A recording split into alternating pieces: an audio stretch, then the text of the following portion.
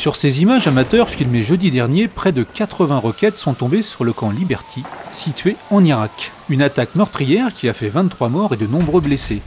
Ce camp de réfugiés sous la protection de l'ONU abritait des membres de l'opposition iranienne en exil. Ce dimanche, à Auvers-sur-Oise, au siège du Conseil national de la résistance iranienne, une cérémonie a rendu hommage aux victimes et à leurs familles.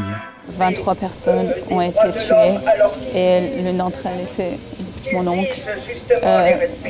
Ce chiffre, c'est 40, c'est pour 40 années de résistance contre le régime de Shah et aussi la dictature des mollahs. À la minute où j'ai compris que je ne vais plus jamais le voir, c'était très difficile.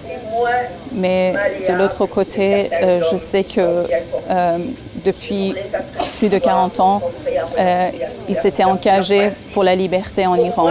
Les organisations internationales, dont les Nations Unies, avaient pourtant fait la promesse de protéger les réfugiés du camp Liberty.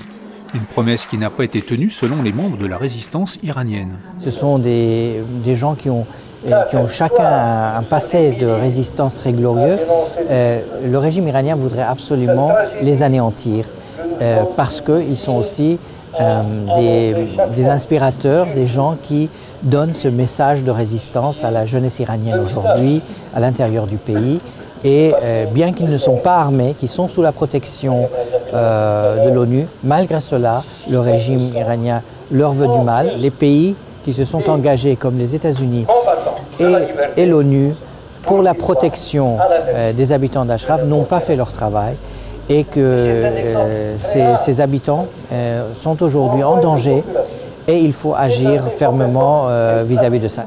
Pour les Moudjahidines d'Auvers-sur-Oise, cette attaque aurait pu être évitée. Mariam Radjavi, la présidente du mouvement, a demandé que le camp soit reconnu comme un camp placé sous la surveillance du Haut Commissariat des Nations Unies.